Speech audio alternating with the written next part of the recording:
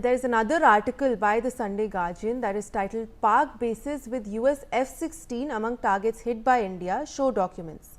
The article reads, as per the latest assessment, at least 21 Pakistan Air Force installations were struck by India, which led to the degradation of a wide range of aerial platforms and base level support systems of the Pakistan Air Force.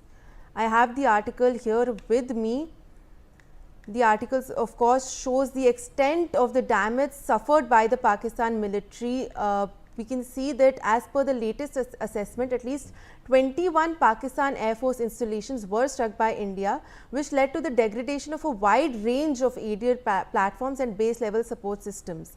Now, this comes not through diplomatic statements, but through a assessment of tenders that has been issued by the Pakistani Air Force, where we see that the Sunday Guardian has accessed these tenders, which show Pakistan Air Force base Shehbaz in Jacobabad issued a contract which calls for bids to restore and manage the base's firing range.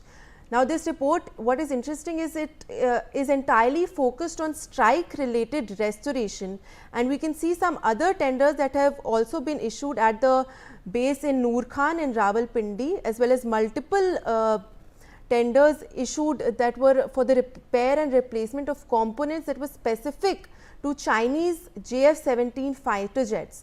And of course, these all the air bases at Rahim Yar Khan and Sukur also figure prominently in the assessment.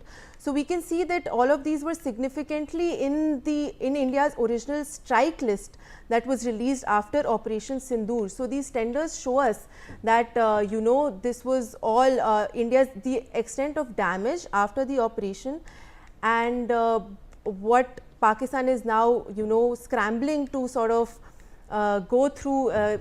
Recover from this damage inflicted by India. So I would once again like to ask you, Sir, Major General Anuj Mathur, defense expert, who is live with us on the broadcast. So firstly, of course, thank you for joining us. We can see that after the Navy, Pakistan's air bases have also been attacked after Operation Sindoor, and we now see after almost a month it has been now after Operation Sindoor, the extent of the damage that was inflicted. So how are you viewing this situation? How do you view Pakistan's current military capabilities in wake of the situation?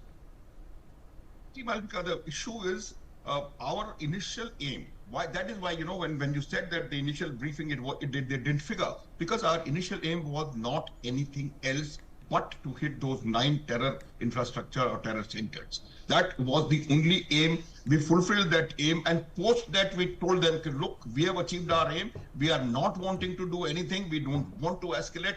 And if you react, if you act, we'll react. So other 2 things that have taken place on the next day and the next day are only in retaliation to Pakistan's actions of swarm drone attacks. So the issue was that we never wanted to strike their military installations, 1. We never wanted to strike their logistics installation, 2. But when they tried to do that in India, we responded. On the second day also, we responded only by doing degradation of their air defense resources. Again, they didn't take the lesson, and they again tried something, and then we went and destroyed, or I will not call them destroyed, degraded their air capability in terms of striking their airfields, causing damage to the aircrafts and causing damage to the logistics and communication systems on the airfields. The attacks were so well planned and so beautifully, meticulously planned and executed with surgical precision, Malvika, that every single missile that went hit the target.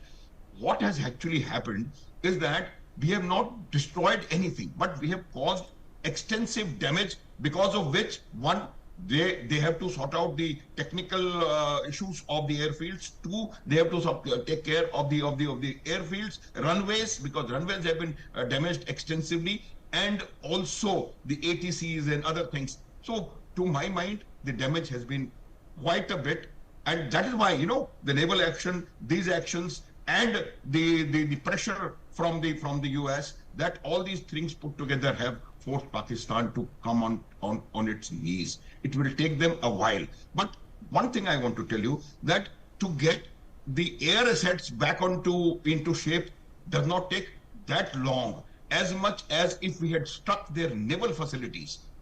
A port to get, if it is destroyed or if it is extensive damages caused, would have taken months to recover.